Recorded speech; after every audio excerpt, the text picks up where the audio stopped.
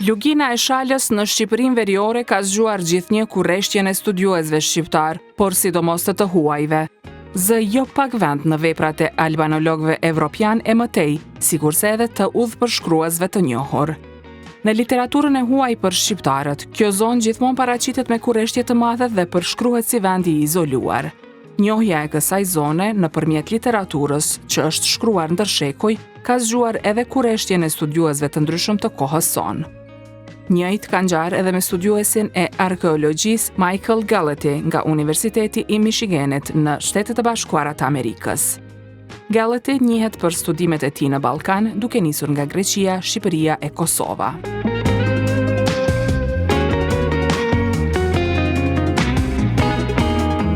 Vepra Dritë dhe Hije është produkt i një grupi ndërdisiplinar të udhëhequr nga Gallety. Për vite me radhë, arkeolog, antropolog, etnolog e epigraf janë bashkuar për të bërë studime në luginën e Shalës, zonë kjo ku thethi njihet më së shumti. Bisedat me të pranishmet, ulumtimet arkeologjike, krahasimet e të dhënave, kërkimet nëpër arkiva kanë bërë që grupi ta nxjerrë librin Dritë dhe Hije me nëntitull Izolimi dhe ndërveprimi në luginën e Shalës në Shqipërinë e Veriut.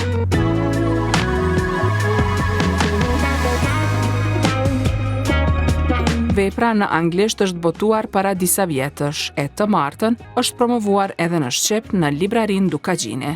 Me redaktor Michael Gallety, Ols Lafe, Wayne Lee dhe Zamir Tafilica, vepra rrumbullakon një pikpamje shkencore ndërdisiplinare që tregon ecjen e popullit të kësaj zone nëpër histori, duke qenë të izoluar e njëkohësisht edhe ndërveprues. Kjo del edhe si një strategji e mbijetesës. Në panelin ku ishin antropologu e profesori universitar Arsim Canolli dhe vetë studiuesi Gallety, është thënë se lugina që gjithnjë midis izolimit dhe ndërveprimit.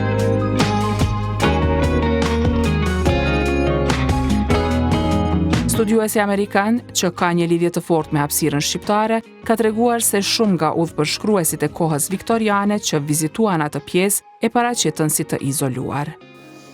Mandej është një pyetje e madhe antropologjike, se si është mbijetuar në atë vend të vështirë. Mbijetesa na intereson shumë. Shumë studiues të dikurshëm e lidhin atë pjesë me të kaluarën dhe shtronin shumë pyetje.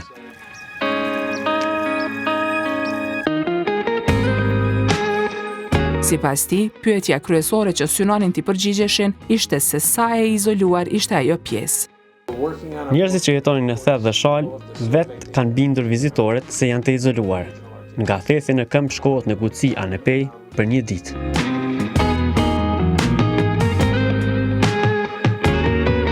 Sipas Galletyt, grupi me profile të ndryshme nga studimi mori vesh se ata qenë të izoluar, por edhe ndërvepruan. Ndërveprimi është një farë strategjie e mbijetesës.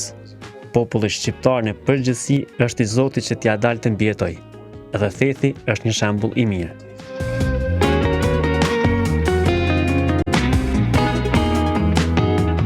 Për këtë konstatim, libri jep shumë të dhëna. Viteve të fundit, Gallety i është përkushtuar hulumtimeve arkeologjike në Kosovë. Është një farë përvoje që bën bashkë me ndihmën e arkeologëve vendor. Bëjnë ngërmime sondazhi kryesisht në zonën e Dukagjinit dhe nxjerrin të dhëna për gjetjet. Realisht, si vendosin pikën asnjë lokaliteti, siç ngjan për shembull me Dresnikun, ku hulumtimet janë sistematike. Ka ndihmuar edhe në zbulimin e disa lokaliteteve të reja që edhe janë futur në mbrojtje. Puna që bëjmë në Kosovë është veç arkeologjike. Për disa vjet kemi bërë kërkime në Dukagjin. Kemi bërë punë midis Istogut, Klinës, Pejës dhe Deçanit. Kemi gjetur shumë zona të reja të trashëgimisë kulturore.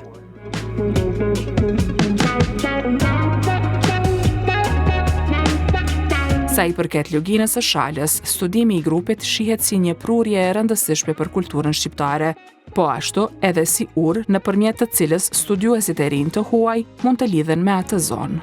Botimi e përfaqëson këtë hulumtim që është i përballur për një grupi të madh të historianëve, të arkeologëve, që thash, të antropologëve të kulturës, etnografëve, të cilët kanë dashur me pa një përgjigje, le të themi, pyetjes se çka ka ndodhur me luginën e Shalës, me fiset, me shqiptarët atje. A janë me të vërtetë vetëm të izoluar, që shumë paraqit shpesh në etnografi, në udhëpërshkrimet të kohës viktoriane e tjera, apo ta sigur se në shumë vende të botës po ashtu kanë negociu, kanë inkont hapun, kanë marrë, kanë dhënë me kultura tjera.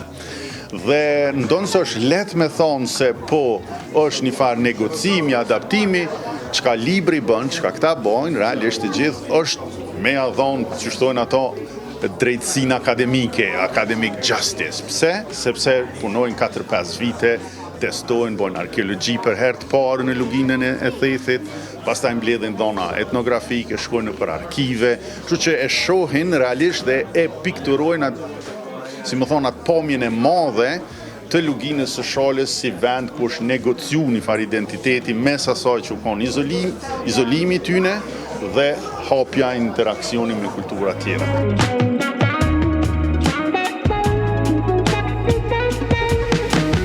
Sipas antropologut Arsim Canolli, njëherë është botuesi veprës në Shqip. Kjo vepër pasuron jo pak bibliotekën e antropologjisë shqiptare.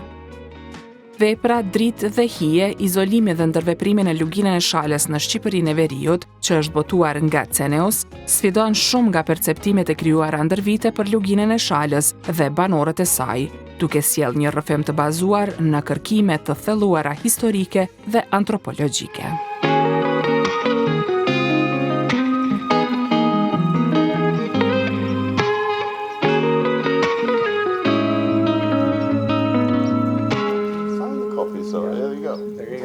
Thank you, Mike, very much for being with us tonight.